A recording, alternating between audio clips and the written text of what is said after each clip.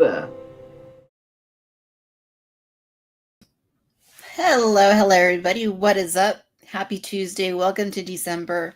Thank you for joining me. Cantina Social Hour album release party on this fine, chilly, it's almost middle of the week, Tuesday night. I am so glad to be here to talk about my album, Sounds of the Cantina, which is officially released today.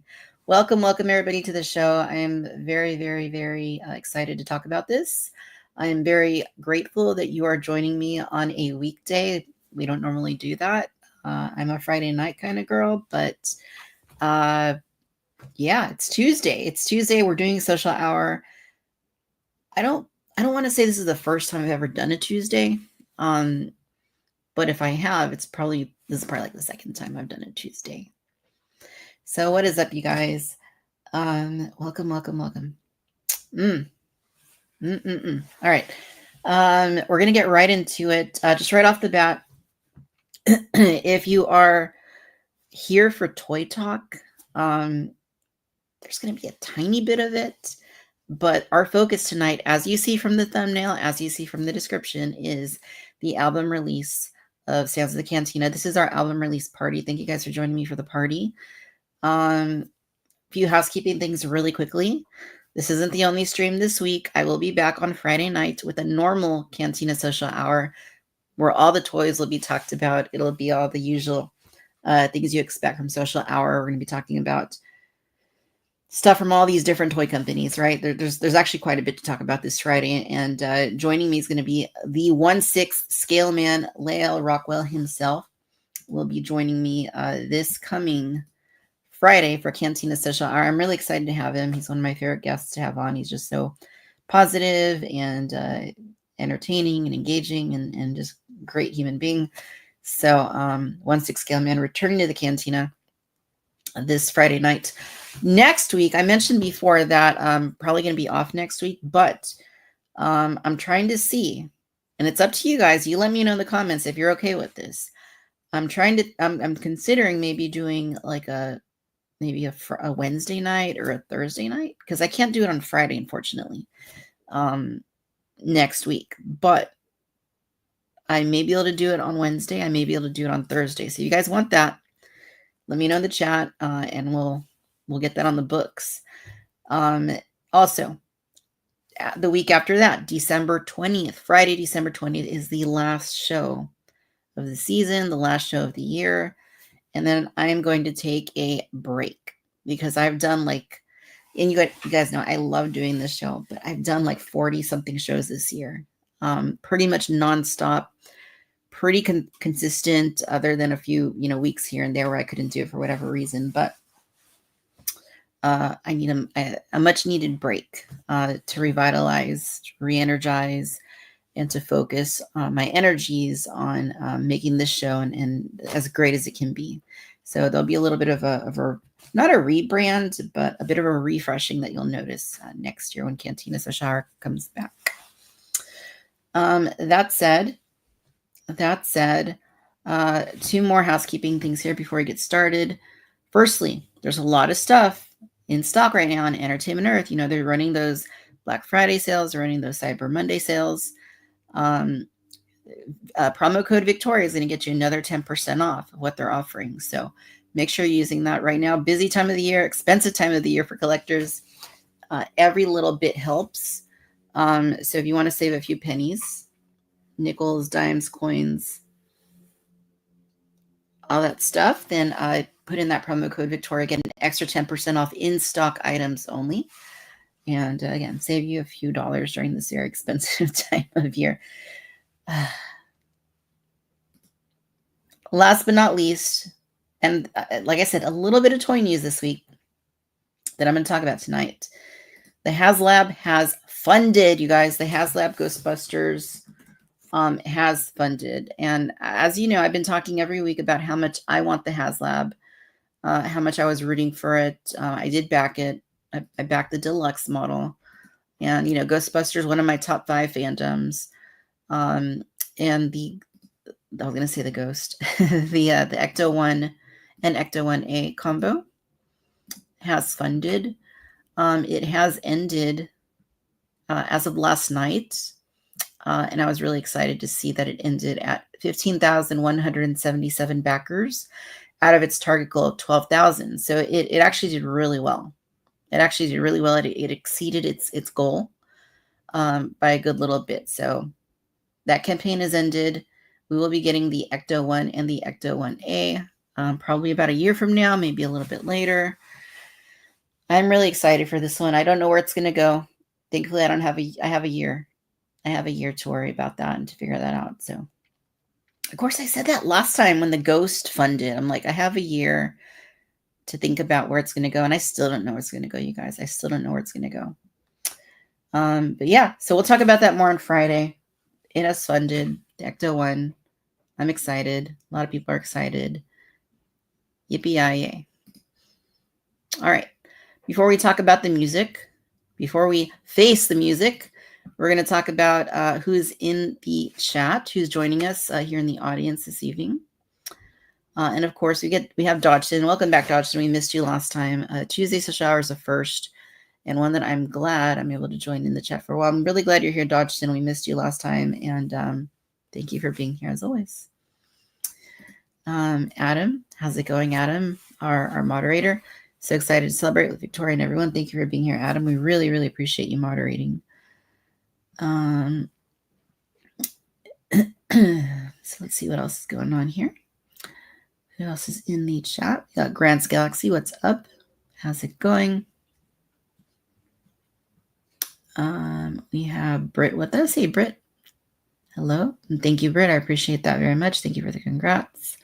We got Geek Strong with us. Hey, everyone. How's it going? Victoria's session be late coming on like a true rock star.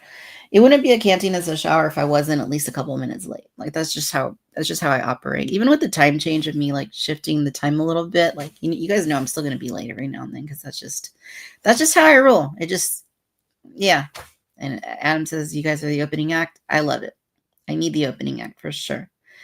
17.28. How's it going? She's backstage throwing a fit over green M&Ms. Well, hey, they would match my shirt. I'm actually wearing green. You guys look, I'm wearing color. I rarely wear color, but I'm wearing color. Loving the ghost horse base. Awesome. Thank you, Adam. I'm glad that you liked that. Clone Witch is the boogie down music. Yeah, Clone Witch is there too. Rick, how's it going? Good to see you, Rick. Hello. Joining us from Facebook, we got Andy. Great day to be alive and see some Star Wars show content. You guys, we're gonna talk about it on Friday, but I gotta name drop it. Skeleton Crew. What a great show.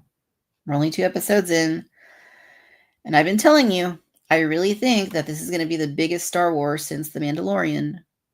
I really think this is going to be what revitalizes Star Wars, and it's going to have the broadest appeal. So far, it's off to a good start. Let's see how things continue to unfold. And again, we'll talk about it more on Friday, this Friday night social hour. But I'm enjoying the show so much. It is hitting all the right spots for me, and I'm really, really digging what I've seen so far. And I just need more like now. I can't wait till next Monday. I need it now. It is so good. It is so good. I love it so far. Again, we'll talk about it more on Friday. 28 degrees in Toledo. Oh my goodness, I would die. I'd probably freeze into some sort of a popsicle, I guess, a blonde popsicle. Mary, how's it going? Mary, good to see you. Good evening. Thank you for joining us. Adam says my vote is for Wednesday, Thursday, or both. Okay. Yeah, I can definitely yeah, I do want to do a show because like I said, there's this Friday and then there's the 20th. But if I could get one more in, and I can't do a coffee hour, otherwise I would just do a coffee hour next Saturday, next week, but I can't do it that day. So yeah, Wednesday or third, probably Wednesday is what I'm leaning towards, but we'll see.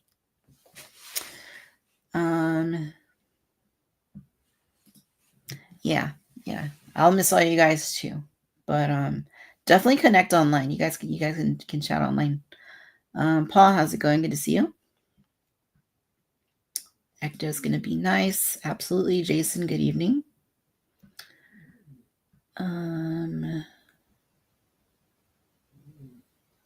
Cool. Cool. All right. Wednesday, Mary says. Okay. Yeah, I think Wednesday, I'd probably lean towards Wednesday. I think that's a little more middle of the week. So it seems like it would work a little bit better.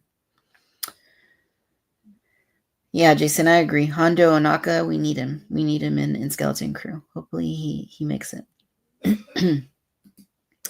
All right, guys. So as you know, I'm alone tonight, no guests. I'm hoping that my voice holds up. Last week I got sick. During Thanksgiving, and I lost my voice almost completely. So thank goodness it happened during a week when I wasn't working. Thank goodness it happened during a week when there was no social hour, because I wouldn't have been able to come on live if it was last week. My voice was just gone, and it's not 100% yet. It's still like recovering. But it's good. So hopefully things hold up. I got my water. I'm gonna keep drinking. So if there's an awkward silence because I'm doing this, thank you for understanding.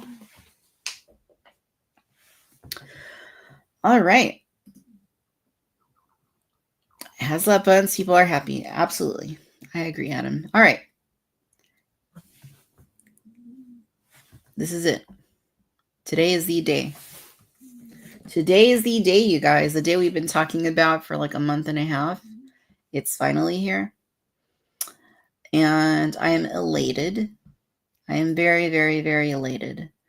This album has been in the works for years. I'm not the kind of person that can just like do something and do it quickly. I need time. I need time to hit all the right notes, no pun intended. I need time to let things simmer and to break them down and to go back and redo them, then go back and redo them, go back and fix things. This album has taken me years, and the same is going for the novel I've been working on for far more years than this album. And you guys know, with videos and stuff, I like to take my time. I like to make sure that I'm doing the best job possible with whatever it is I'm doing, especially when it's a creative endeavor and something that I'm passionate about and putting a lot of my creative energies and spiritual energies into. And this album is no exception. Sounds of the Cantina is released officially today, December the 3rd, 2024, Tuesday. Why Tuesday? I don't really know. I remember growing up, I was always into music, and CDs, like brand new albums, would always come out on Tuesdays. So I just thought, hey, I think now it's Fridays. It seems like now they changed it to like Fridays the day most things come out. But in order to, in honor of those other albums I grew up with that I loved as a kid, coming out on Tuesdays, that's why I chose Tuesday for this release date. I could have done Friday and just done a normal Cantina Social Hour and made my life a little bit easier, but that's not what I wanted to do. Tuesday night, Tuesday, the album came out at midnight Eastern time last night. It is available on all music platforms. It's on Spotify. It's on Apple Music, iTunes. It is on Amazon Music. It is on Google. It is on YouTube Music. It is on my favorite Tidal. I love Tidal because you can listen to the album in lossless, pure format. And it sounds the absolute best on Tidal. And it sounds the absolute best if you listen to it on a sound system. I think it sounds fun on my phone. I think it sounds fun on the computer. But if you want the full experience, it sounds absolutely best on a sound system, on a television with some speakers in the car. Because I mastered the album in a way that you can feel the full vibrancy of the album if you listen to it with a good sound system. So that said, it is out there. The world is now able to consume Sounds of the Cantina, all 12 songs, all 12 of these songs that I've been working on for many years at this point. And one of them that's newer, and I'll talk about that in just a little bit. What we're going to do tonight is we're going to talk about the creative process a little bit. We're going to talk a little bit about my background as a musician, how I created the album.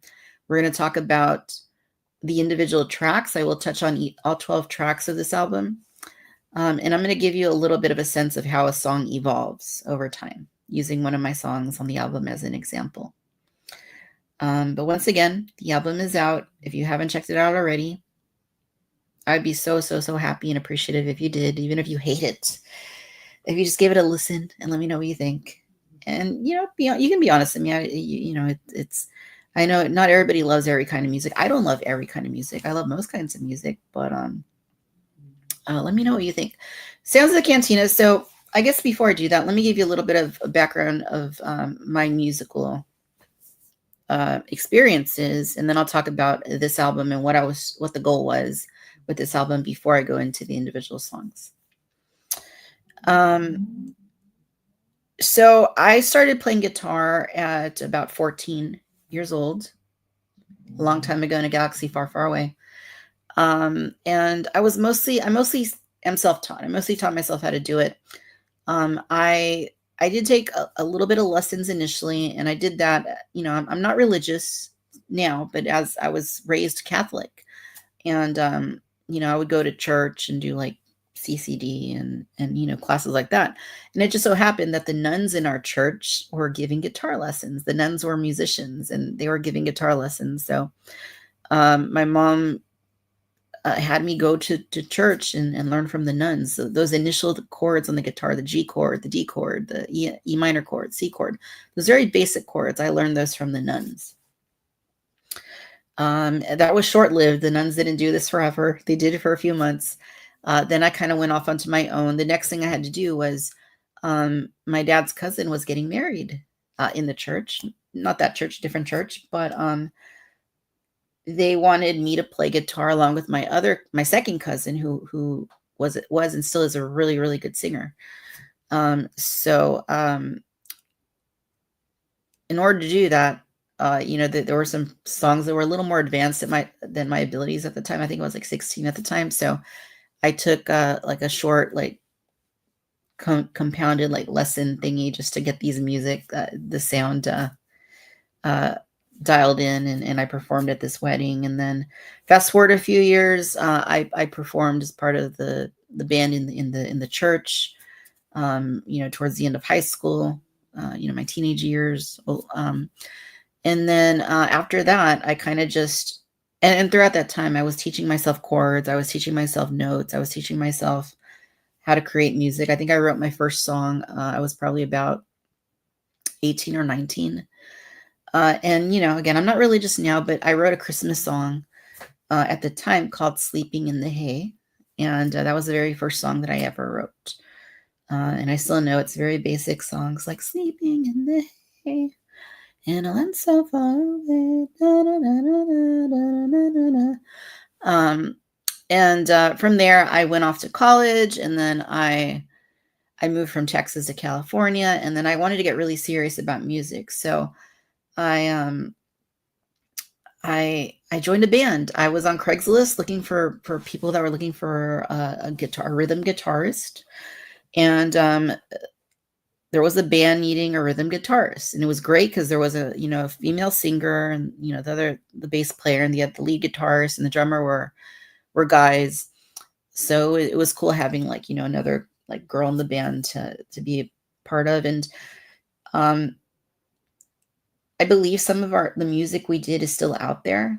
It was primarily original music, and I had some really good experiences. Obviously, I'm not a career musician, but in my early 20s, to be a musician that was performing in Hollywood, on the Sunset Strip, Hollywood Boulevard, and doing all of that and crossing paths with some pretty cool people that I won't name drop, but some known people that I had the time of my life. I honestly did. I loved being in the band. I loved making music. I loved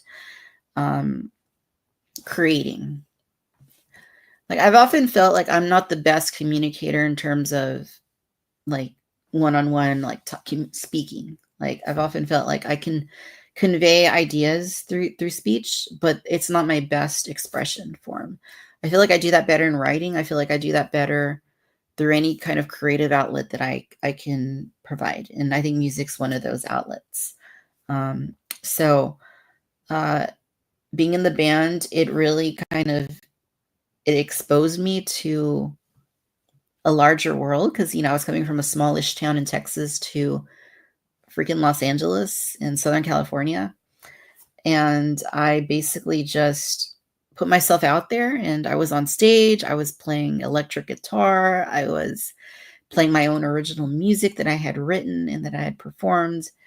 And it was just a really, it was just a really good time. It was a really fun time, and I really had the time of my life. It was an absolute blast, and lots of great memories. We did the band for like 3 years, 3 or 4 years. I think it was about 4 years. And then, like many great things, they don't last forever. So, we all kind of went in different directions. And here I am now, years later. And, uh, I may have left music, so to speak, but music never left me. I've continued to write music. I've continued to uh, own my guitar skills. I've continued to create music in my own ways, in addition to YouTube videos and live streams and podcasts and interviews and my day job, totally different thing. And making videos, writing things like that. So I'm always busy. I'm always keeping myself busy, but I feel like those creative outlets, keeping the musical influence as part of them has always been a really important thing for me. With the YouTube channel, which you guys know started this in 2013, I feel like this has been a great avenue for me to create music because, I think most YouTube channels need music. And that's basically how this album began. This album began as a song called Dark Corner that I created for the Cantina Chatter podcast back in 2018. And every song that is on this album grew from that one song and evolved from that song and the other songs that were produced, not only for that podcast, but also the Vintage Collection podcast, for the YouTube channel, just having background music for different things, and also for things like Cantina Social Hour, which, I use a lot of the music there as well. So at a certain point, I had this collection of songs, and, I had a few people asking like, hey, when are you going to release this music? Are you going to do anything with it? It sounds fun listening to it in the background of the video while you're talking or you're driving in a car or you're, ranting about some like company, but, what are you going to do with the music? So, people were asking, I said, one day, eventually I'll get around to putting it on an album. This was a couple years back. Here we are. The music is now released unto the world for all to enjoy across the globe. It's been released to the masses. So yeah, very exciting times. But that's basically the gist of my musical background. Like I said, I continue to write music. The music that's on this album, again, it grew from the channel, but it's not the kind of music I normally write. Typically, I'm creating more of like it varies. I would say my style is more like bluesy / folksy / country-ish. But that's a total different thing. Maybe one day I'll release those songs, maybe not. I've written so many songs, and a lot of them I never finish. I get an idea, I start something, and then I just never finish it because I get another idea, and then I start another song, things like that. So I'm pretty bad about the finishing songs. Actually, I have like so many songs that are like half written, half completed. Occasionally, though, the really cool thing is when the song comes to you all at once. And this is very rare for me, but it has happened on a few occasions where I could sit down and I could try and create a song. I could try and write lyrics, or I could try and like make like a chord progression, and it's not going to come. But just out of the blue, like it'll just hit you like a ton of bricks, and the song will just manifest and be there. And that's always really cool.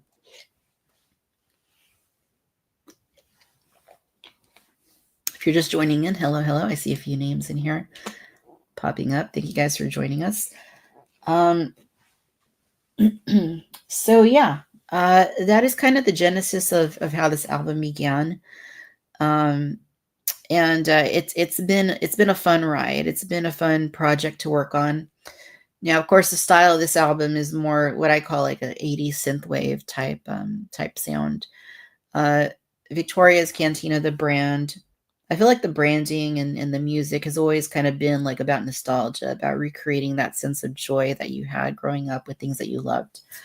And when I think about that, I think about an era that was more innocent. I think about an era that was like far less technological, an era that, if you weren't watching movies or watching cable TV, Nickelodeon, Disney Channel, whatever, you were reading a book, or you were playing outside, or you were playing with a dog, or you were visiting, family. But that was about it, right? No devices, no, I wasn't even really into video games as a kid. So I had a Game Boy, but that was about, I had a Game Boy. We inherited an Atari before that. And then my brother got a Nintendo 64 at some point, but that was about it. I never really did video games as a kid, and I still really don't do them too much. But yeah, so that was basically that nostalgic era. So when I create this channel, I'm thinking about that. I'm thinking about those senses of associations of positivity and nostalgia and contentment that I want to convey through this outlet, through these videos, through these shows, through these streams. And I thought that vibe, that 80s synthwave vibe, was like perfect for doing that through this channel. And that's kind of how that's why the style is what it is for this album.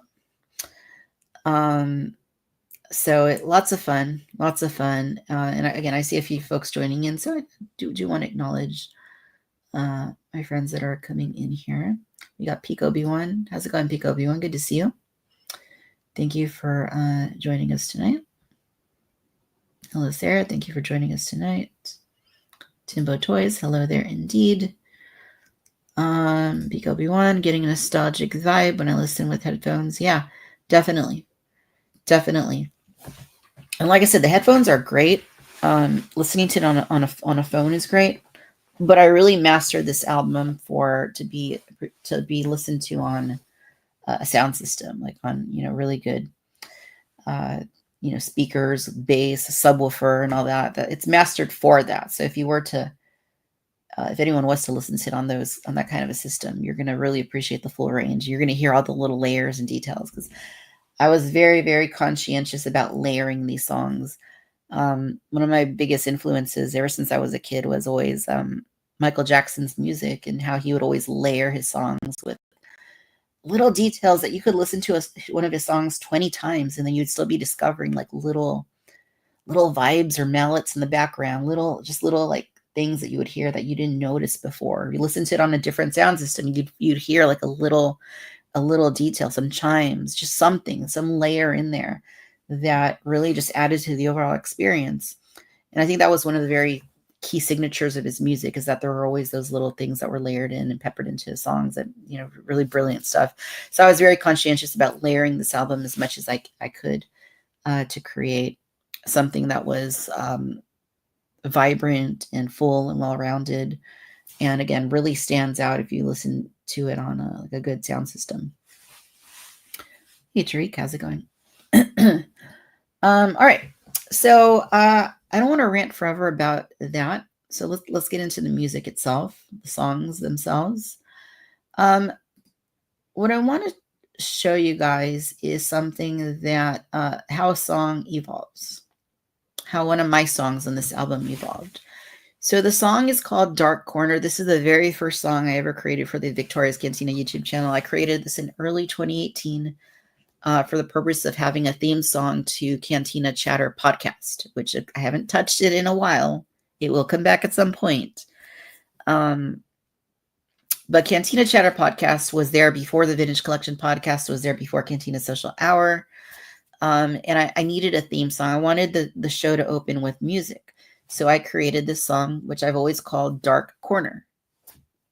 that's just the title. I don't really know why it's called Dark Corner. It's just that's the title I gave it, and it stuck. Because this song was originally created in 2018, it has changed a good little bit over the years. Most of these songs have been created with synthesizers, drum kits, my own guitar playing, a few vocals here and there, and then vocals that are like synthesized that they may not even sound like vocals anymore. So a combination of things to create the specific vibe. I've also used this frame of references, the beats per minute in various songs that I'm, a fan of from that era.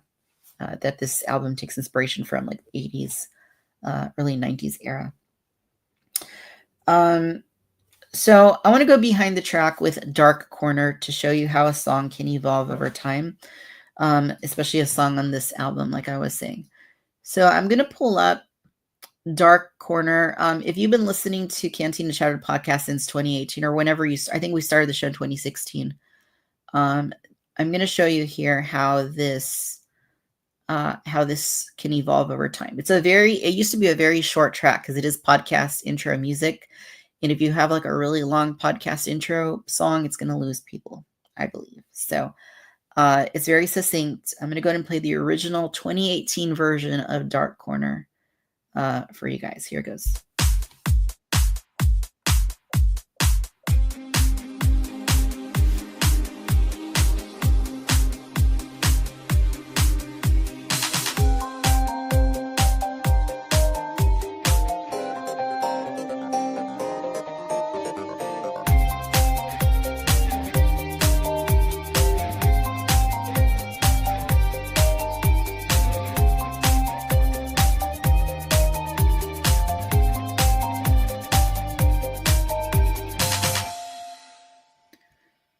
All right, so that is the original version of Dark Corner.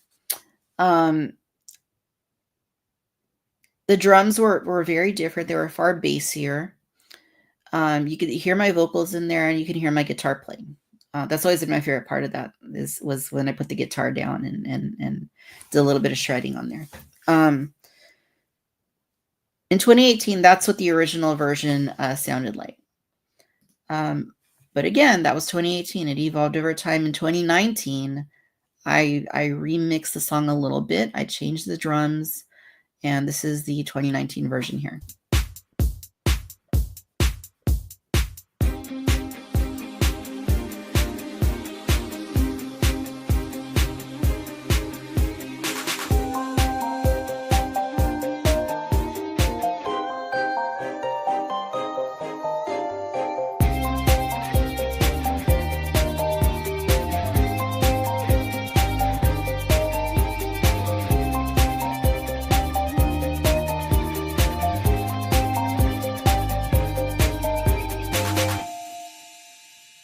Very similar, different drums. I think I synthesized the vocals a little bit more. And I think I probably changed some of the settings with the guitar as well. I may have added another guitar layer over it. Some of the vibes are different in there. So it changed from one year to the next for those 2 years. When you get to 2022, I further went and messed with it again because, again, I'm always tweaking things. And this is version 3. This is 2022 Dark Corner.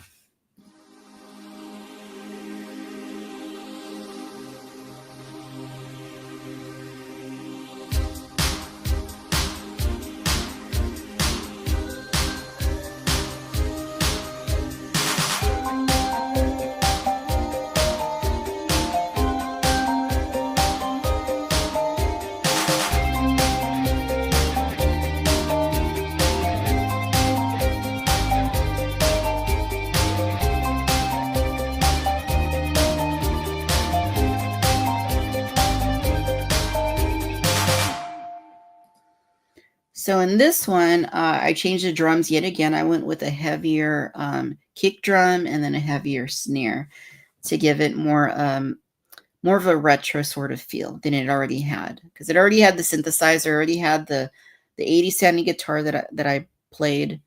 It had my vocals, but I wanted to give it an even like more genuine retro stamp so that the drum, it has a heavy kick drum and a heavy snare drum. Then again, we get to 2024 and the album, the song changes a little bit more. Dark Corner continues to change a little bit more. I consider this to now be the final version of Dark Corner. I'm not going to change it anymore. This is it. This is really it.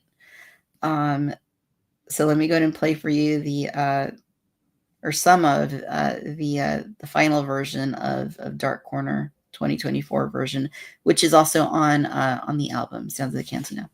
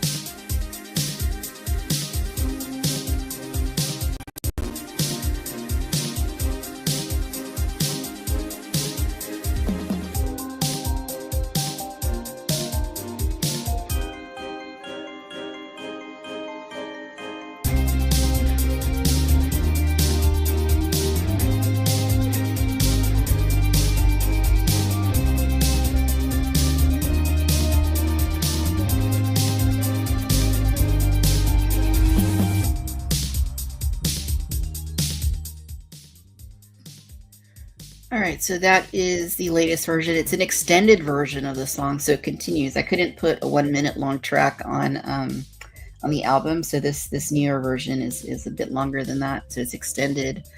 And there always were longer versions of Dark Corner that you would hear like at the very end of the Cantina Chatter podcast, but this one I felt needed to be just right for the album, so I continue to tweak it, continue to work with it.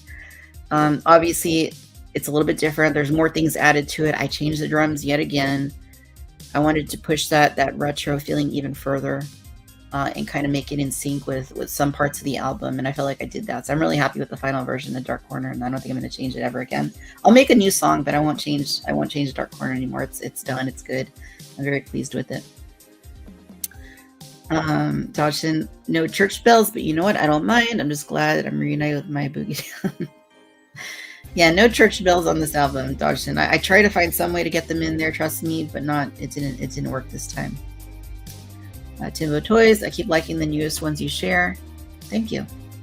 Grant's Galaxy, I could always tell your tunes are something special and had love put into them. Thank you, Grant's Galaxy. I really appreciate that. Timbo Toys, thank you. Pico V1, it evolved. Yes. Adam, love these evolving versions. Thank you. Grant's Galaxy, it only got better and it is great to begin with. Thank you.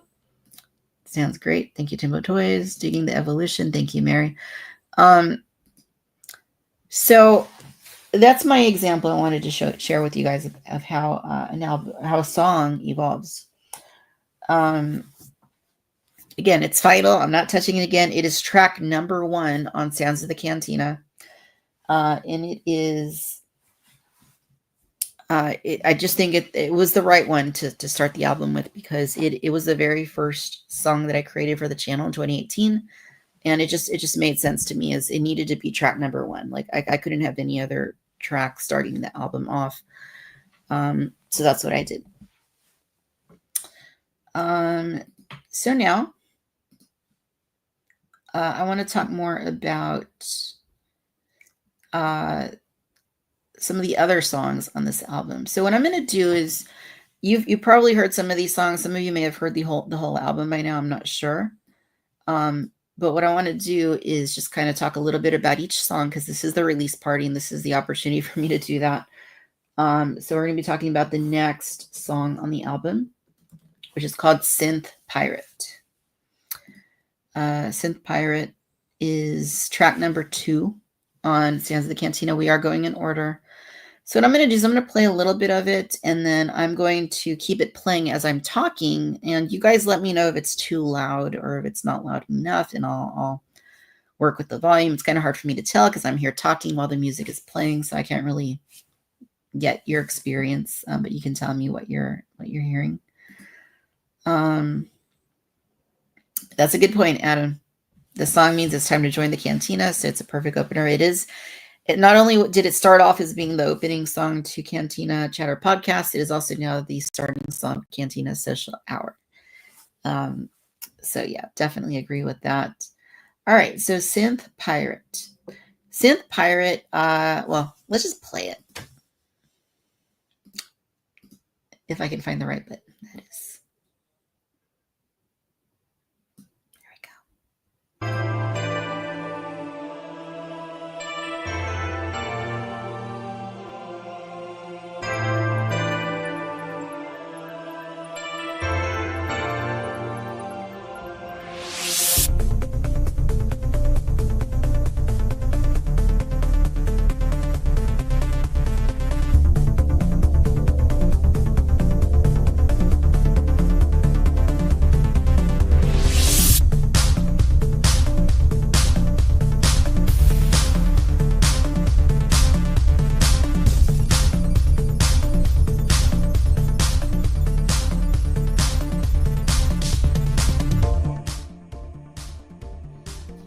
All right, so I'm still playing it, and now I'm going to continue talking because I can't play the entire song because we'd be here all night. So let me know if you can still hear me talking. The music is still loud, but not too loud, but loud enough. Synth Pirate is the one song on this album that I created specifically for the album. Every single other song already existed before I started putting the album together. Synth Pirate was the one song that I created purposefully for the album because I wanted to have something on here that nobody had ever heard before. Some of these other songs have been background music for years. Some of them have been, parts of other shows, and I wanted to make sure that I had at least one song that was completely from the ground up, brand new. And that's what Synth Pirate is and was and is. The title Synth Pirate, I don't know, it just came to me, and it just felt like the vibe for the song felt like, okay, Synth Pirate. I don't know why. But yeah, that's the idea of that song, and I like it. I think it's good energy to have like towards the beginning of the album for sure. And it kind of sets the stage in a way for everything that's going to follow it. Next track on the album. I'd love to keep playing it, but again, we would be here all night. So the next song is my latest single off of this album, and it is called Ghost Horse. Ghost Horse. I'm going to play a little bit of Ghost Horse.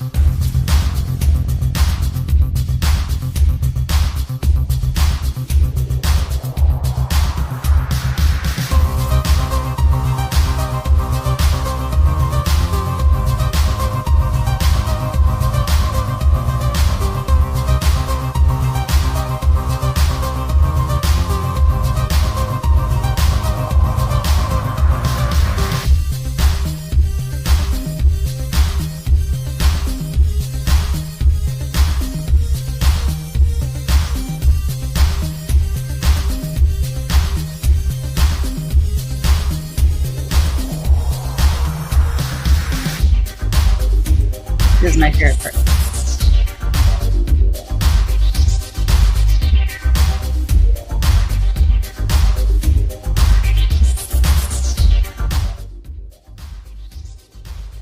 All right, so Ghost Horse.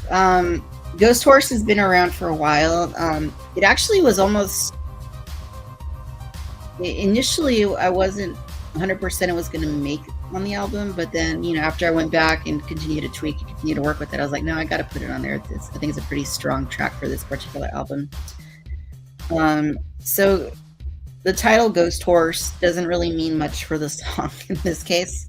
Some of them do, some of them don't. In this case, it's just I didn't have a title for the song. I really liked the song. I feel like this song has, more of that mysterious sort of, but energetic sort of flow to it.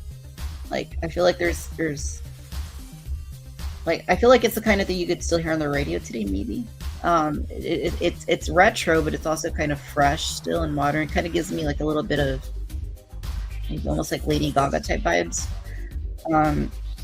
But the title Ghost Horse actually came from my car because I needed a title for this song, and initially it was going to be Outside In, and I was like, Outside In, like, instead of Inside Out, Outside In. But then I was like, that doesn't really fit, or it doesn't really make sense. I was like, Ghost Horse, oh yes, my car, my Ford Mustang GT, Ghost Horse, which I call the Ghost because it's white, Ghost Horse, and it just like it clicked. I'm like, that's the title of this one. So yeah, Ghost Horse is one of my favorites on the album. I think it's a lot. It's one of the great ones to hear loud because you get the bass, you get all the energy of it, and you hear all the little details and all the layers. All right, so the next one we are going to look at is track number 3. All right, you guys know this next one. I know you know this next one. This was the lead single off of Sounds of the Cantina, which released about 5 weeks back. It was like a week before Halloween. And that, of course, is Clone Witch, right? So Clone Witch, the title actually came from as a joke, right? Because if you watched my Halloween Cantina Social Hour Halloween edition, there's a skit on there called The Clone Witch, and you can go back and watch it. I don't have the clip handy to show it to you right now, but basically it's a Halloween skit of a clone of me taking over my body or replacing me. I don't really know. Maybe I need to do a sequel to it. But anyway, I took the title of that short, The Clone Witch, and I adapted it for this song, which is Clone Witch.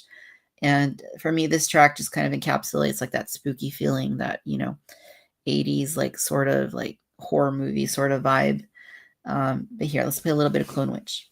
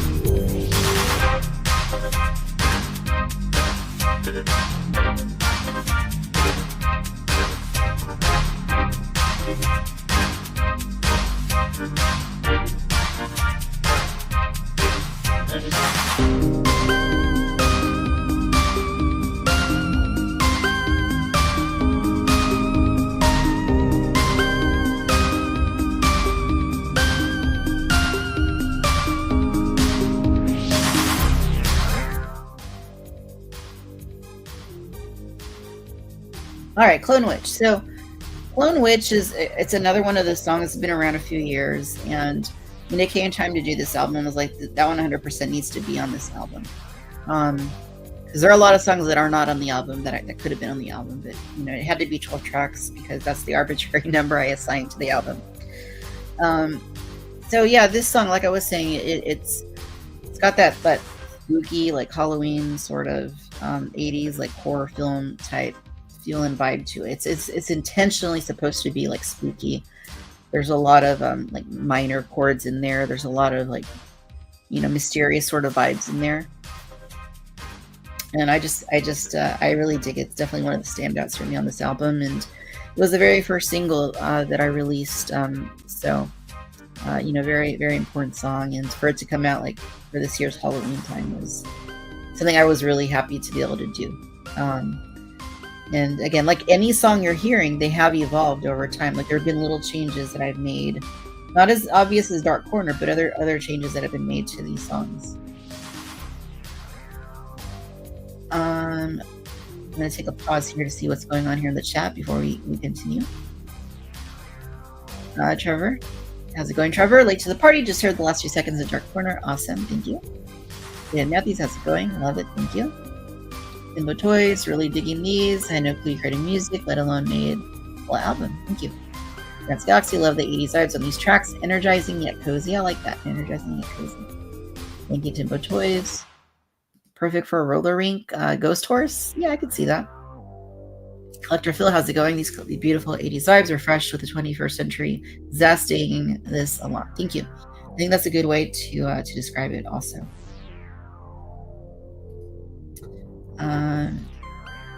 Cujo, how's it going? Let's see. 80s montage music.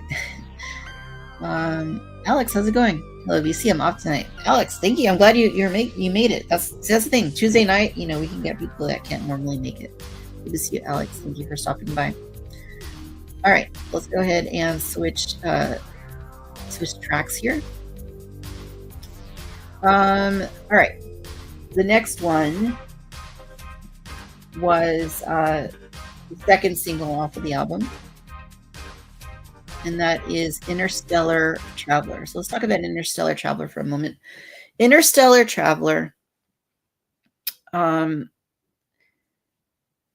is something that, for me, this even though there's not a lot of vocals on these songs, I have meaning that I've associated with them as I've created the song. Sometimes I set out to create a particular sound, like with Ghost Witch, I guess, or Dark Corner, but others have kind of, the song created itself and then the meaning came to it. Interstellar Traveler is one of those. So I'm going to play a little bit of Interstellar Traveler and then I'll tell you a little bit more about it.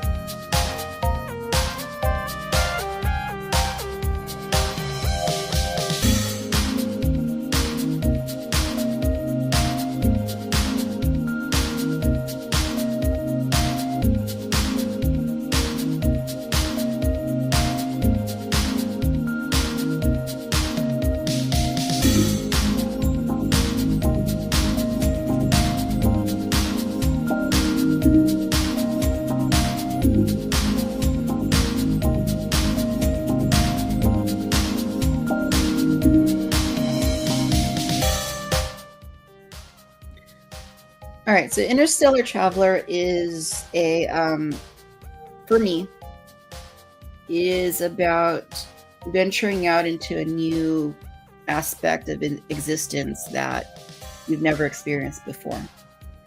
The title Interstellar Traveler basically means somebody that's traveling far out there in space, and they're seeing things that nobody has ever seen before. They're the first to experience it. They're the first to get the sense of greatness that's out there in the universe. But the drawback is that they cannot share that experience with anybody else because they're a solitary interstellar traveler seeing this and experiencing it alone, and no one else can see it. So it's it's just kind of one of those bittersweet things in life, right? Like there's amazing things that you can go through and experience, but you can't often relate and explain those to other people who may not be able to uh, who may not have had that experience, so they can't quite understand or empathize or feel that. Um, so yeah, is it some people say interstellar travel, well, aliens, like, and not necessarily aliens coming to Earth, but maybe humans as aliens going somewhere else. Does that make sense? And I feel like the music, the vibe of this song, if I close my eyes, I can see that. I can visualize like the quasars and nebulae and nebulae a word? Is that the plural for nebula? Or is it nebulas? I don't even know. But seeing all these other things and like, I don't know, it just, for me, it I really like this song. Again, not a lot of vocals in some of these songs, but I do associate specific meanings to them. So yes. Hey Janine, how's it going? Good to see you. Husband works for rolling with the 80s vibe, wants to know what gear you used. Yeah, so I talked a little bit about that at the very beginning, Janine.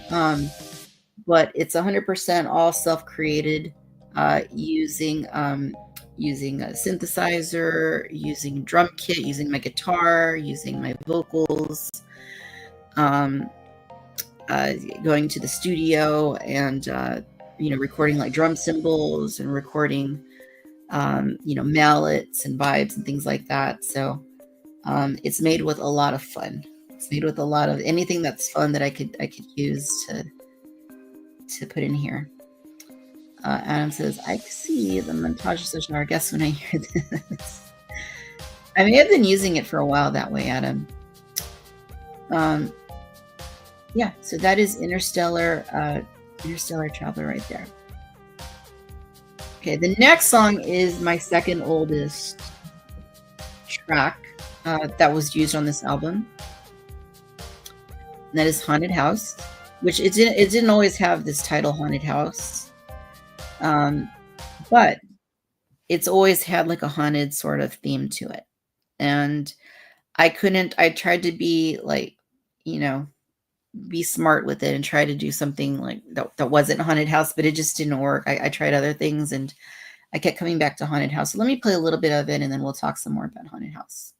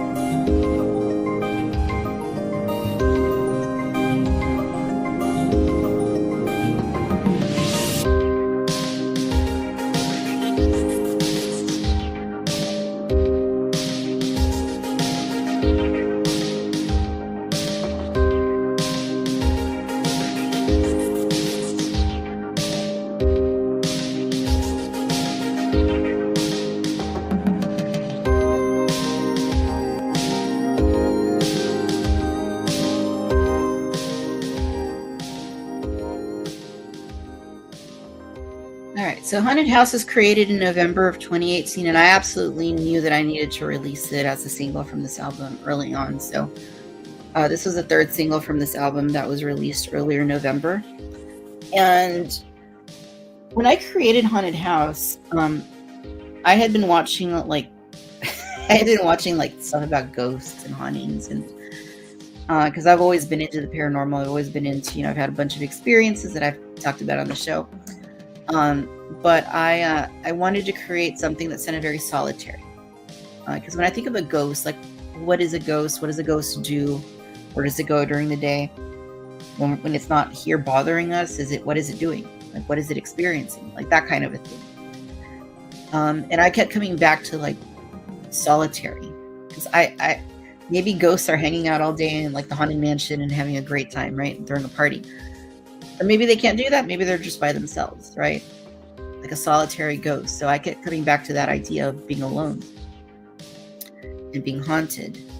And what does that feel like? What does that look like? So when you hear the song and you hear like the little vocal parts on it, and you hear like the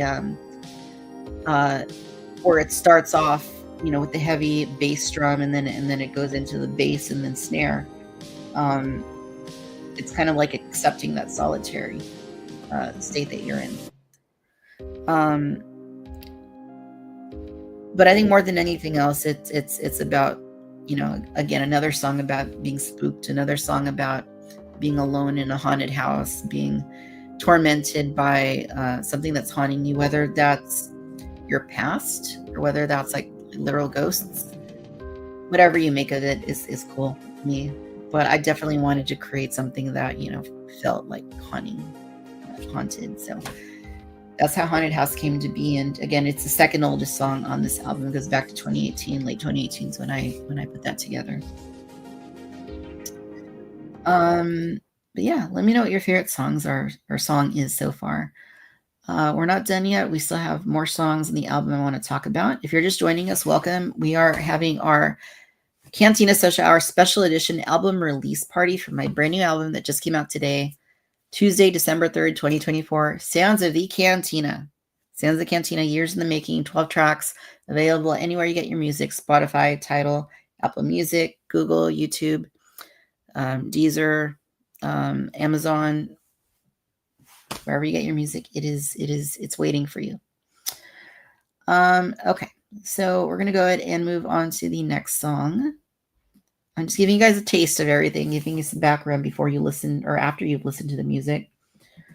All right, so the next one is actually a really fun. It's also an older song, I think 2019 or so. This one is called Arcade Ace, and to me, it's just a really, really fun song. So let me go ahead and play a bit of Arcade Ace, and then we will talk about Arcade Ace. Actually, I'm skipping Fighter Jet. We'll come back to Fighter Jet. Let's do Arcade Ace first.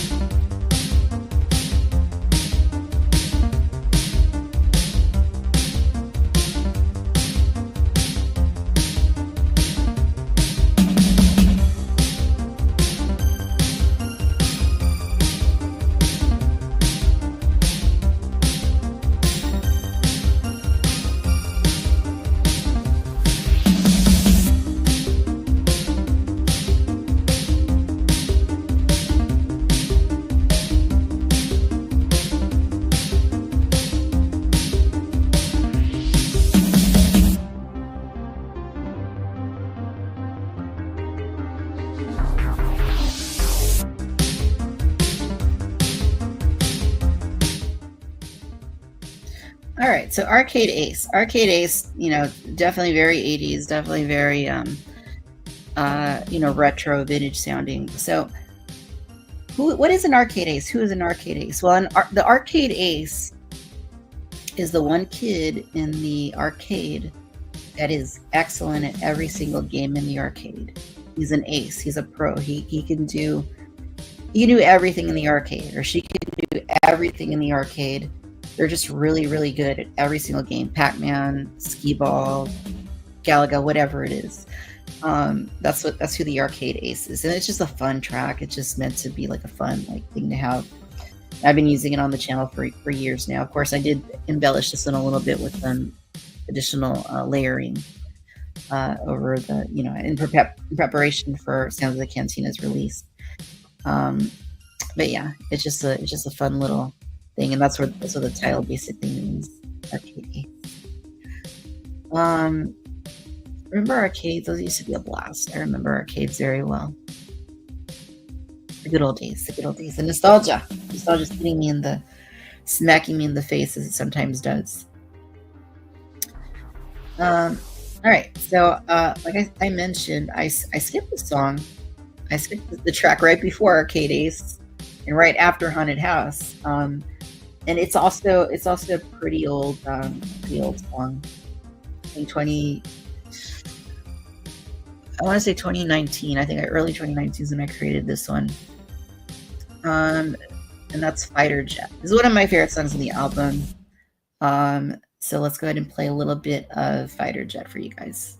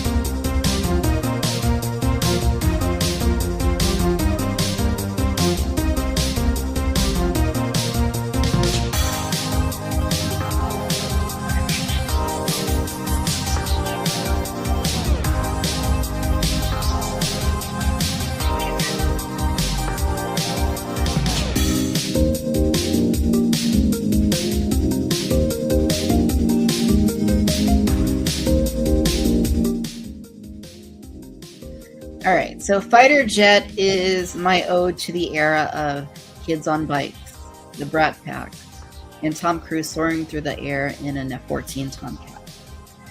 I live in San Diego, California, and we have fighter jets flying overhead almost every single day.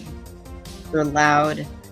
They're very obvious. They love to draw attention to themselves. These Top Gun pilots.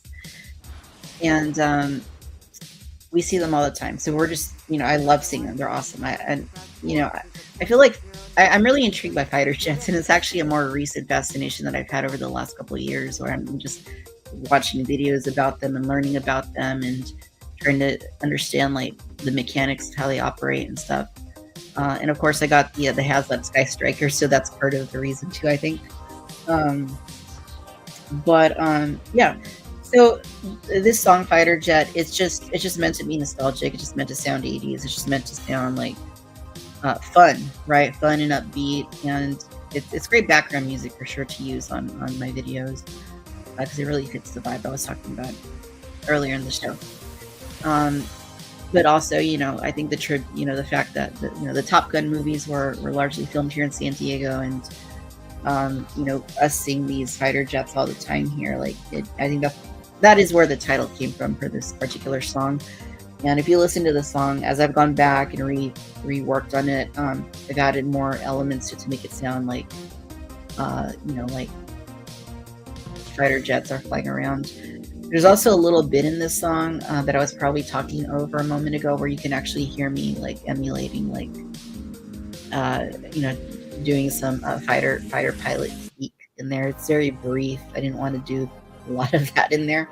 I actually had more in there. I'm like, no, that's too much. So there's just one part of me like talking about like something in the air. I can't remember exactly what I said because I just did this very recently before I released this one. But yeah, this is one of my favorite songs of the album. I really like this one a lot, and yeah, it's a standout for me for sure. Going back to Arcade Ace, just gotta throw it out there because I didn't mention it.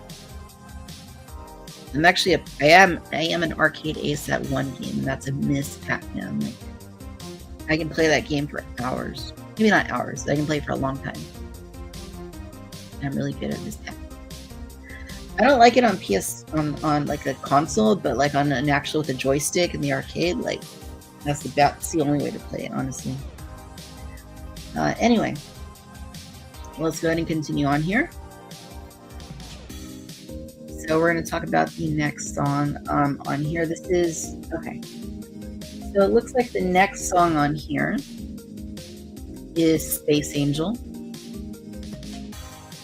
So let me go ahead and play you guys a little bit of Space Angel, and then we'll talk about the song.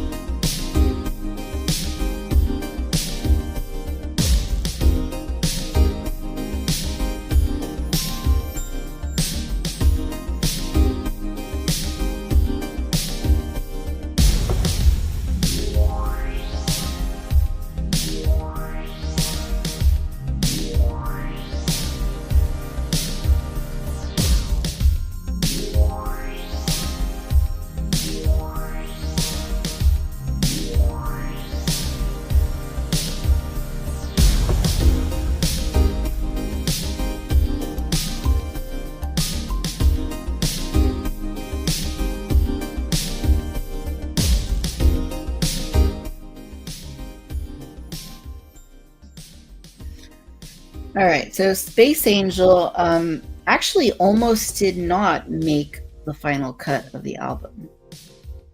It originally was not going to be on the album. I did like three versions of the album where I had like the track list.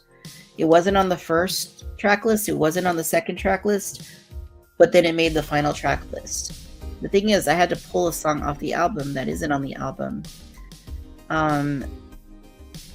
That has played maybe once or twice before on other videos, but I had to pull that song in order to put Space Angel on there. But I ended up preferring Space Angel over the other song, so that's what ended up in the album. This for me is just like a great like background, like chill, like chilling, you know, type vibes, like enjoy, have fun, kind of thing. It's got a nice feel to it. You know, it's retro, but it's also, there's a lot of layers in it. The original version I created, you know, a few years back didn't have as many layers in it. So I've added more layers, I've added more mallets, I've added more vibes, I've added more little elements of me just doing little things on there. And this song was actually featured quite prominently. The original version of it was on my Japan video where I went off to Japan and did stuff. But yeah, I enjoyed this song quite a bit. And I'm glad it's on the album because it almost did not make it. But yeah, the name, just Space Angel, maybe there's angels in space, I don't know. I had Interstellar Traveler and I was like, I need to get another outer space like type name on there, and that's how Space Angel like came to me, because it wasn't the original title, it had a different title. That didn't make a lot of sense. Let's see here. I see a few comments. I want to go through the comments, see what's going on.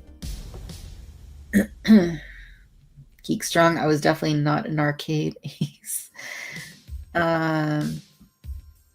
Yes, robots. I like the robots, Adam. I do like the robots. I could definitely imagine this music in any movie from the 80s. Definitely fun. Well done. Thank you. That was the point of a Spider Jet, was to really like make it like pure, like retro. Grass Galaxy Earth Below is drifting, falling, floating with is calling home. Yes, absolutely. Yeah, major town vibes.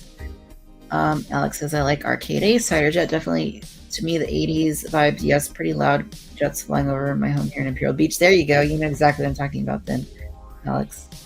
Collector Phil, Arcade Ace gave me shivers. Can explain it, the whole atmosphere. Love it. Oh, thank you. That's a compliment. Thank you, Collector Phil. I really appreciate you saying that. Rick, I could see Fighter Jet as the music behind her racing her speeder against her competitors from School and Skeleton Crew. Ooh, that's a good point. That is a really, really good point. Strong, I would love to use any of these in my background of my videos. Unfortunately, I would get a copyright claim. Talk to me, Geek Strong. Send me a message on social.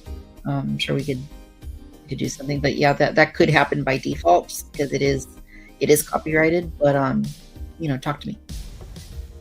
Space Angel is a rich vibe. I agree. Glad it made the cut. The groove.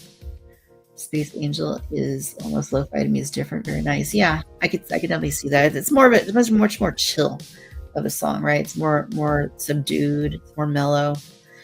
And if you guys have noticed, the first half of the album is a little bit different than the second half, and it's not 100% like by design. It's just the first half of the album is a little bit newer. Like I made those songs more recently than the second half, or at least some of the second half, not all of the second half, because now the vibe's going to change yet again. There's like three vibes I feel like in this album. There's the first vibe all the way through Interstellar Traveler.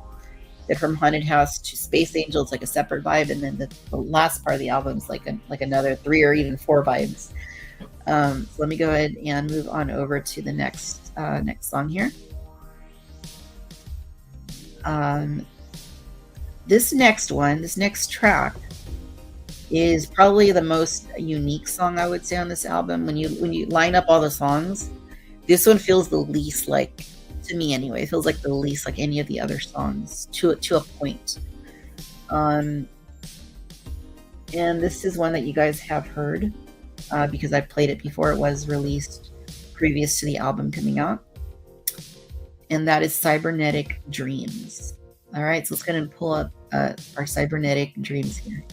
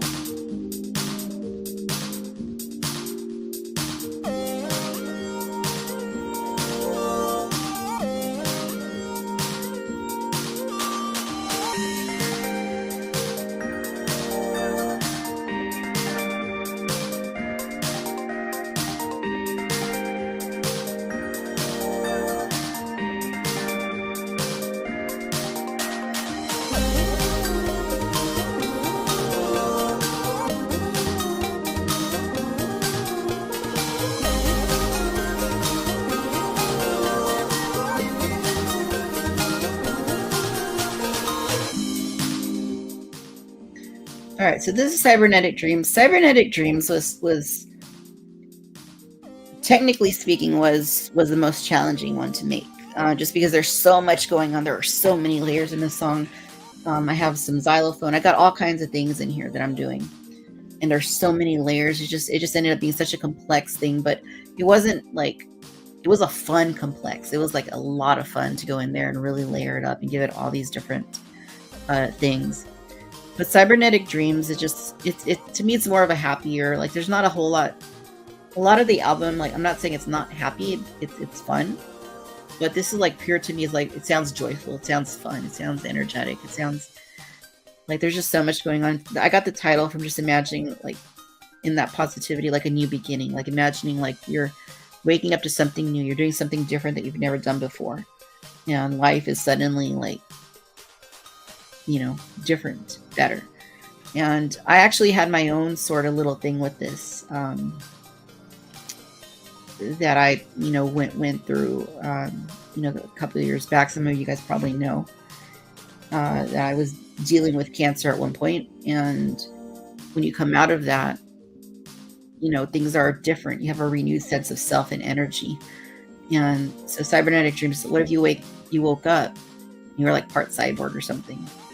I don't know. It's kind of silly, but you woke up with like cybernetic enhancements. I love this part right here where the drums totally change.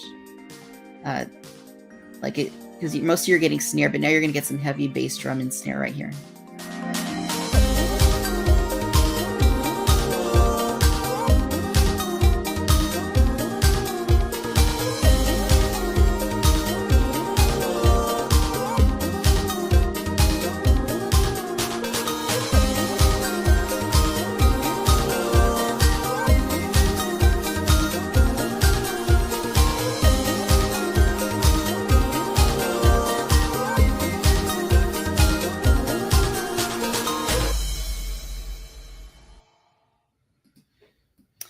Yeah, it's one of my favorite songs on the album. It really is. It's just a fun song. And um, this one, like I said, lots of layers, lots of different things that went into it. But it's also,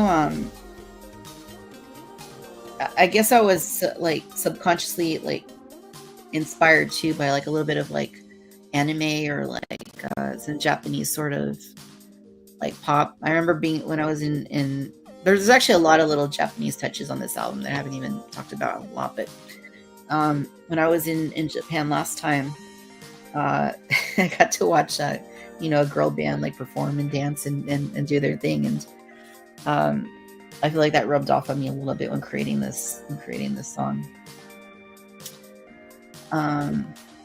What are we drinking to celebrate the release? Whatever you want, Char the Unicorn, whatever you want. But thank you for being here.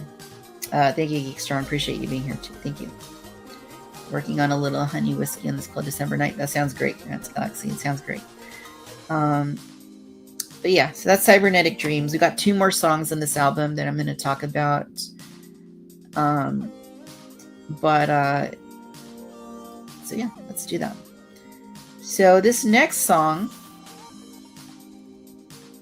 this one is a little bit different too. Like it fits rhythmically with the rest of the album, but it's a little bit different. This one is called Gion Nights. I'm gonna go ahead and play a bit of Gion Nights here.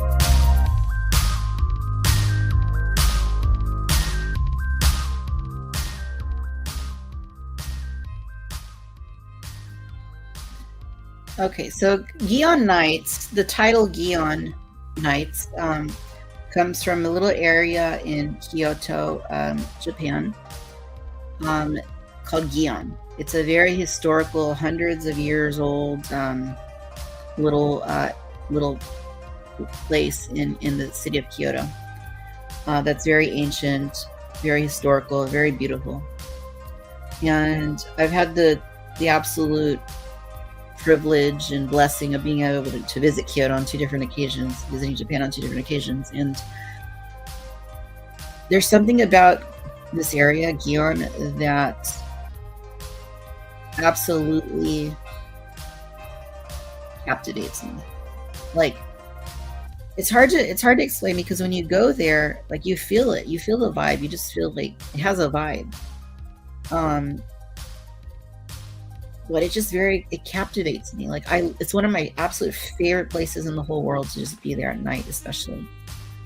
Like, you have the little canals running through streams, water, and then the little narrow walkways and restaurants, and that's where you see like the geishas like walking through.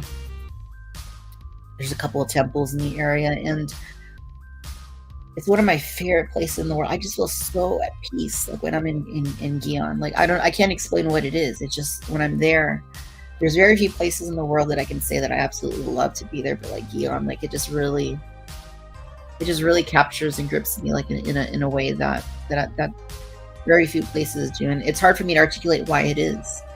And that's what inspired this song. I purposefully created this song with the intent of trying to articulate how I feel when I'm in Gion. That's where the title comes from. That's where the music comes from. So it's just about walking through Guyana at night and just, enjoying that atmosphere, just being there, taking it all in, just feeling it, feeling alive, just living.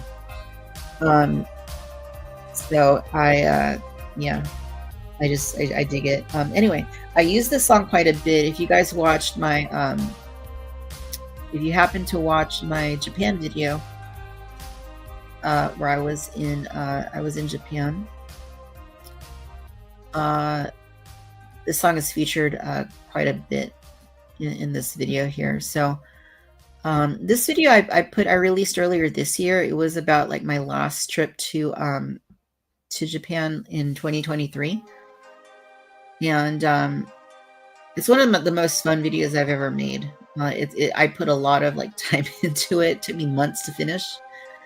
And I was very conscientious when I was filming it of making sure that the film would be, good for YouTube. So there's a little bit of it like right here that you can see here. But yeah, Japan I could just live there. Like honestly, like, I love being there. But this song is featured quite a bit, especially at the end of that video.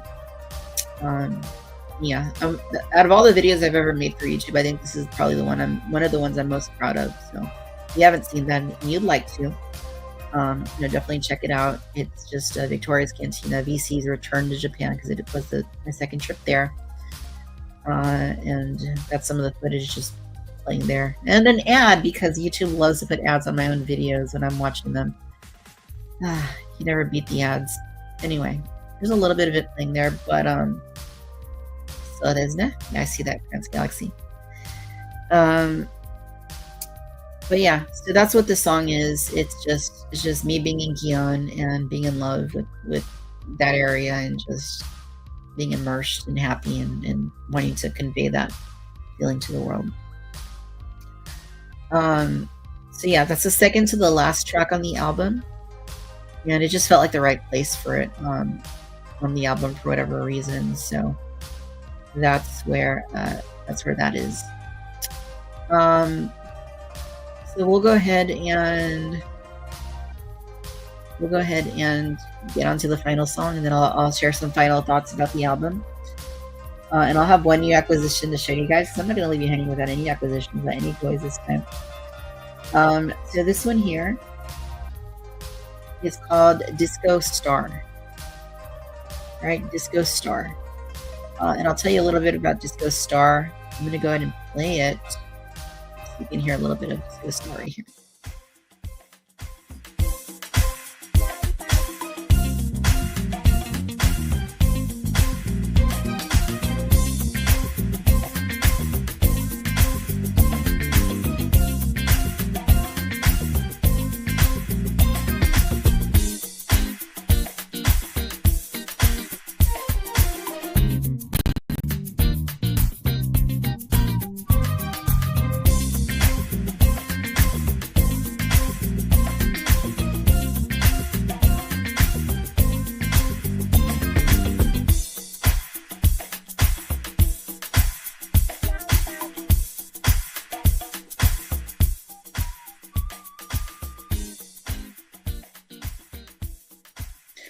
All right. So if you've ever listened to the Vintage Collection podcast, this is the theme song for the Vintage Collection podcast. It's a song that plays at the very beginning and very end of every single The Vintage Collection podcast episode.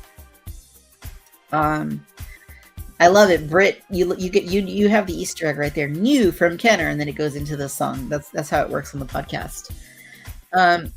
Disco Star is actually very different from any other song on the album, because it's not meant to be like 80s synthwave. It's actually, I tried to create something that sounded more like the era in which Star Wars came out in 1977. So that was the era of disco. That was the era of funk.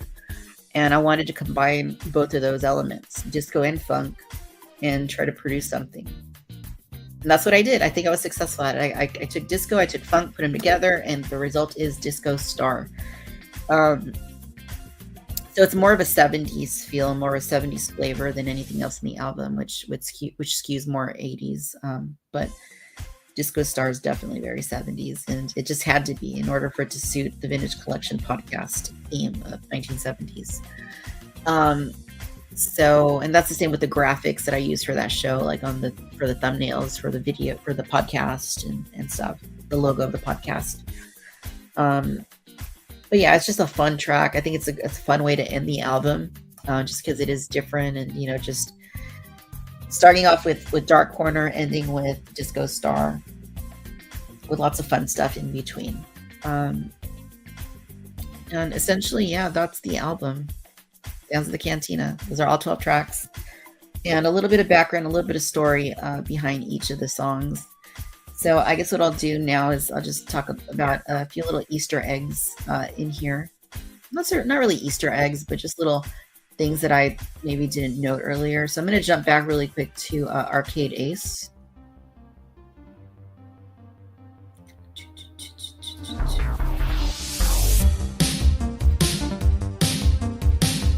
So one little detail about this song is that the beats per minute, the BPMs was very deliberate with this song. If you've ever listened to Bruce Springsteen, the song Dancing in the Dark, I think that song is 148 or 149 beats per minute.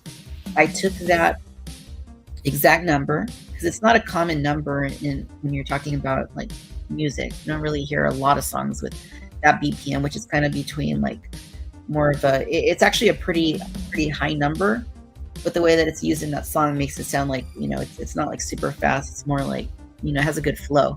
So I use that BPM to create arcading. So just a little detail that it's the same beats per minute as Dancing in the Dark. So for Fighter Jet, I just want to play that little part where you can hear me doing pretending to be a fighter pilot, which it's always going to be pretend because I'm never going to be a fighter pilot. As much as I'd like to, I wish I would have done that, or wish I could do that. But I got to let it play for a little bit because I can't really fast forward here. But I guess one thing I want to talk about here is just putting this album together, like meshing everything, making it flow. Like every detail was very important to me. Like I was saying earlier, the layering of the tracks, making sure that they were album ready. But I think the one thing that took the longest for me to complete was the mastering of the album. Going back through each song, like I said, none of these songs are 100% the original versions of the songs because I've gone and added more things to them. I've lengthened them in some cases because a lot of them did start out as just background music for the channel, and I would have to like loop those tracks when I was using them in my videos in order to extend them sometimes. But for them to be album ready, I had to purposefully lengthen the songs, and that means that you're not just looping your songs to make them longer, but you're adding, you're extending, you're adding new parts, more measures to each song, and having to create new like content for each song in order to make them album ready. So that was a big part of it. But the mastering is what took a really long time, because with the mastering, you're going through each track and you're listening very carefully to what everything's doing. Oh, here's my part right here. Viper 1, taking cover. Route 4, there's a point 0923. Move in.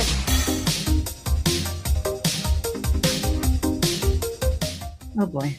But yeah, the mastering, right? So it's going through each song and listening to each layer of the song, whether it's the drums, whether it's the piano, the keyboard, whatever it is, the guitar, the vocals, the mallets, the vibes, the xylophone, whatever it is that I put in there, and just trying to fine tune each of those levels so that some things are louder than others, and also like finding the parts of the song that you want to stand out more in the final cut.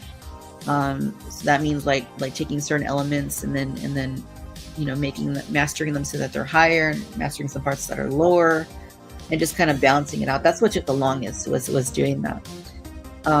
But again, I was very conscientious of it being ready for being listened to on a big sound system. It sounds great on here. I think it sounds good on a cell phone. It sounds good on computer, tablet, notebook, whatever. But it really, the album really is mastered to be heard on a sound system, like a subwoofer and all that stuff. Nice speakers. If you have a good sound system in your car, that kind of a thing.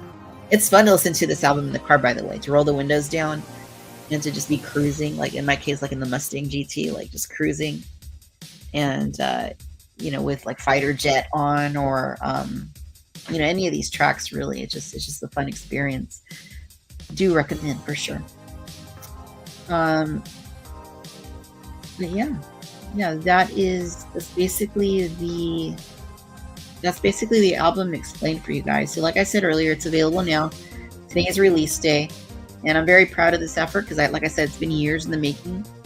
And I'm just glad that I finally got around to doing it, because I was kind of dragging my feet for a while. But like these last couple of months where I got really like serious about it, I've been putting a lot of time into this album, and I've even like dragged my feet on editing like the Vintage Collection podcast or Cantina Chatter podcast, because I do have episodes of those ready to go, and I have had for a while, but I've been focusing all my energy into this album. But now it's out there, the world to hear. And one detail, I have enough music for a second album. I didn't use all of my music. Like I said, I had to strategically place each song where I did. And I have enough music to make another one of these albums, a volume 2. Maybe I'll do that. Maybe I'll never do that. I don't know.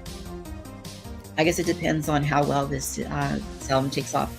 I really do think that people are getting a little tired of me talking about this album on social media.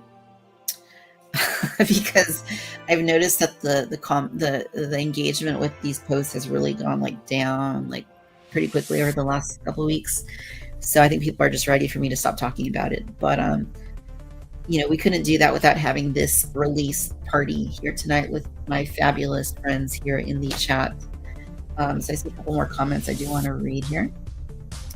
Dr. Phil, as someone who has been residing in Tokyo, Japan for 16 years now, I fully relate, and I saw that VC's return to Japan. I personally love Kyoto and Gion, even after going there many times. It's magical. Magical is the right way to describe it, Phil. And that's awesome that you're residing there. I'm a little bit jealous. Like I just love being there. I know no place is perfect. Every place has its pros and cons, but I just love being there. I really do. Like everything is just food, culture. Just I just love it. I want to go back. I want to go back so bad, and I will go back. That Japan's the kind of place I'm always going to go back to. But yes, thank you for sharing that. Yeah, Gion is just magical for sure. Thank you, Grant's Galaxy. I appreciate that very much. Thank you, Britt. Yeah. So you guys have any questions about the album, definitely leave them here. I also want to know, what is your number one pick out of everything you've heard from Stanza of the Cantina? What is your favorite track? If you don't know the name of the song, you can just be like, oh, that one that does the arcade thing, or just whatever. But I want to know, because I'm very curious. I love feedback on anything that I put out there. Otherwise, I wouldn't have comment sections open. I want to know what people think. So let me know your thoughts. If you want to send it through social media, DM me. That's cool. But I want to know right now, just on the top of your heads, what is your favorite track on Stanza of the Cantina? Tell me yours, and then I'll tell you my favorite. Although it's kind of like that thing where they're all my children, so it's kind of hard to pick just one. But I have some that I prefer over others for various reasons. But yeah, let me know. I guess in summary, before I show my one acquisition for this show, is I just want to thank you guys for supporting this album and supporting my constant banter about it every week for the last couple of months. Because I've been talking about it, I've been saying, hey, the album's coming. I've been working on it. I've been just previewing some songs here for you guys early on this show on Cantina Social Hour. And thank you for putting up with that. I know it's not everybody's cup of tea. I know most people are here, 99% of people are here for the toys, and that's great. That's what VC is known for. But, VC is far more than just toys. It always has been. It always will be. And in addition to that, this is the cantina to come to, no matter who you are, no matter what you look like, what you believe. This cantina is for you. So always appreciate you guys' positive vibes and the great atmosphere that we've cultivated here, the audience that we've cultivated, and you guys in the chat and in the who are watching are a tremendous part of that. So thank you for your support of Cantina Social Hour and Victoria's Cantina and Sounds of the Cantina, because I really, really, really, really, really appreciate it. Let's see. Britt says that her Cantina Chatter podcast theme, Dark Corner, I think partly because of the familiarity and getting pumped for a new podcast episode. That's a good reason, Britt. That's a good reason. Yeah, I like that. Mary says Dark Corner as well. Oh, nice. So that's 2 for Dark Corner. Grants Galaxy says the opener, Dark Corner, Clone Witch, and Interstellar Traveler are top contenders. Yeah, like I was saying, like the first several songs of the album are, you know, I feel like it has a good flow. I feel like it all feels cohesive. Every song on here feels like it fits together, in my opinion. But I do feel like the first part of the album has a bit of a different, I don't want to say more contemporary, but it has a little bit more of a, like you could hear it on the radio now maybe. And then when you get to like after the first 5 songs, it definitely, I feel like it goes a little more retro in a way. Maybe that's my own interpretation. But yeah, I enjoy them all. So yeah, thank you for listening to my explanation of each song and for being here for this album release part. Like I said, no toys, but I did want to talk about the album. Today is the release day. Again, available anywhere you enjoy music. Go out and get it, stream it, download it, whatever you want to do with it. But do let me know what you think about it. And I hope you enjoy it. And it's out there for the world to enjoy for the rest of the time, I think. So another VC project finally completed, which feels very nice.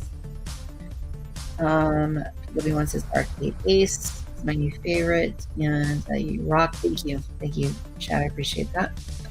Britt says they all feel a bit time traveling, like they transport me to a different era. Awesome. That's what I want. When you come to the Cantina, you're transported to a different world. I appreciate that. Alex says I like Arcade Ace and Fighter Jet. Nice. For me, it's hard to say. I mean, I got to think about it for a minute. But while we do that, like I said, one new acquisition. You guys are getting one acquisition. I'm going to save the rest for Friday. And I don't know if Dodgson's still here. Dodgson, are you still with us? Because I got a dinosaur. I got a brand new Mattel Jurassic World dinosaur that just came in from Amazon a few days ago. This is the new Chaos Theory Suko Minus.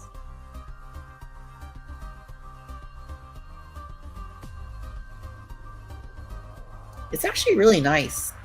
I've been mostly skipping a lot of the Mattel Jurassic stuff, except for Hammond collection and the 93 collection.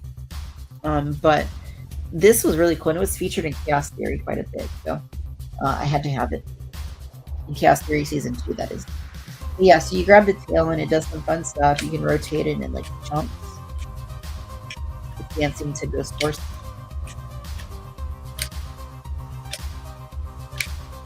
But it also goes up and down.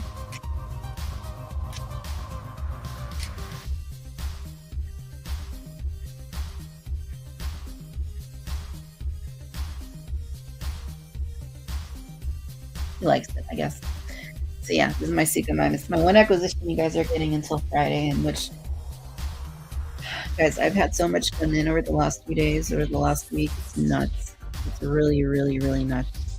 I'm just embarrassed about how much stuff is. There's so many deals going on. But yeah. Anyway.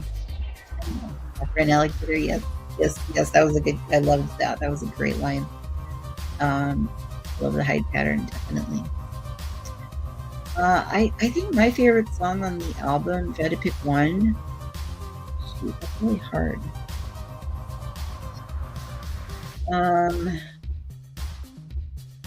I really like Cybernetic Dreams, but I feel like I think if I had to pick one, I think I'd have to go with Gion Nights. I think that would be the one I'd pick. But again, they're all fun. I really like Space Angel too. Space Angel's really got a really nice vibe to it. Yeah, I guess if I had to pick one, Neon Lights would be the one. Rick says favorites are Fighter Jet, Clone Witch, Haunted House, and Dark Corner. Very nice. Everybody likes Dark Corner. I'm glad to hear that, you guys, because Dark Corner is really the reason this album even happened, because that's the first song that I made for this album. Maybe we should play Dark Corner because everybody likes Dark Corner. The current version, that is, not the. If you're joining late, towards the beginning of the show, I go through every version of Dark Corner. There's 3 different versions over the years, and leading up to actually there's 4 versions leading up to the current version of it.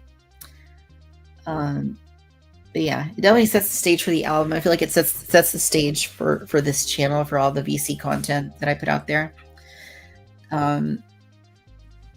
Yeah, it is a fun and this is the one of a song that's, I mean, I play on other ones too, but this is the one song on the album that you can really hear me jamming on the guitar. Like, you really hear my guitar in this one.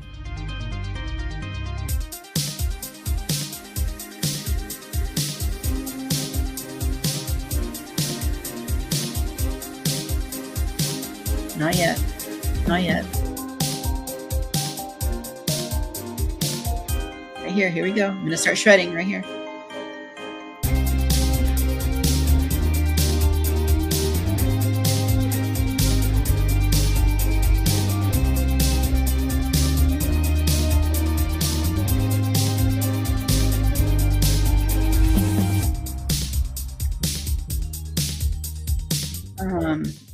Yeah, it's a fun track for sure. And that's definitely like the one where my guitar really stands out on that song. But yeah, you guys, that's the album. Thank you, Grant's Galaxy. I appreciate it. Whole album is fantastic. Thank you. Collector Phil, I'll definitely let you know my favorite song after listening to them attentively in full sound on the studio's comments in coming days. Looking forward to it. Thank you, Phil. I appreciate that. You guys, thank you for indulging my launch party for Sounds of the Canteen. It's been a blast. I've had fun. Believe it or not, it's therapeutic for me to share, like, talk about the creative process, how the songs were made, you know, what the thinking was behind each song, and the experiences that informed and inspired each song. Because I don't really get a lot of opportunity to do that. You know, my day job has nothing to do with anything I do on this channel. And I'm mostly talking toys on this channel, so being able to take a break from that and talk about another project that I've been doing, in this case, Sounds of the Cantina, has been very therapeutic and enjoyable for me. And I hope it hasn't bored you all that much. I hope if you're still here hanging out, then I think it's safe to say you're probably okay. So thank you for that. And yeah, like I said, volume 2, I don't know. It's going to depend on how this does. Because it is a very time-consuming process, but I do have songs. I do have other songs that fit the whole feel and vibe. Should we do a deluxe expanded release at some point? I don't know. I have no idea. Probably not going to happen, but we'll see how it does when I get the data back and see if people are actually listening to it. And again, if you're posting reels on social media, or you're posting stories or posts or whatever, and you are using the music, let me know. Tag me in your content and let me know if you're using the songs, because you can use them on Instagram. All the songs are on Instagram. They're on TikTok. They're on Facebook. Not even be on Snapchat. I don't know. But if you're posting something on any of these social media sites, you can look up the songs. They're on there. Just type in Victoria's Cantina and they'll come up. You can use any of these songs. So let me know what if you're doing that for sure. Yeah, Victoria's version. I like it, Britt. Yes, definitely Victoria's version, not Taylor's version. Victoria's version. You guys, it has been fun. Grant's Galaxy. Ooh, you're gonna listen to it while setting up your cantina. I like it. I like it. I've heard this album so many times over these past few weeks. I was even mastering as recently as last week, like making changes to some of the songs, like making small tweaks to some of the songs. If you were listening to the singles that I released, like Cybernetic Dreams, Haunted House, Interstellar Traveler, Clone Witch, Fighter Jet, I even made some slight changes from those single releases to what is on the final album. I consider the final album to be the definitive versions of those songs. because I mastered them a little bit further. I changed things just a little bit more slightly. And I feel like the album is definitive. So if you're listening to either the singles or the album, I would say the album is the way to go. Just a little thing to throw out there, a little detail to add. But anyway, thank you for indulging me, you guys. I appreciate you being with me and hanging out this entire time. The Cantinians are the best. I love you guys. I really appreciate you. You make the Cantina what it is and what it has become over these past few years. And it just wouldn't be the same without you guys. So thank you. Thank you for supporting me. Thank you for supporting the album.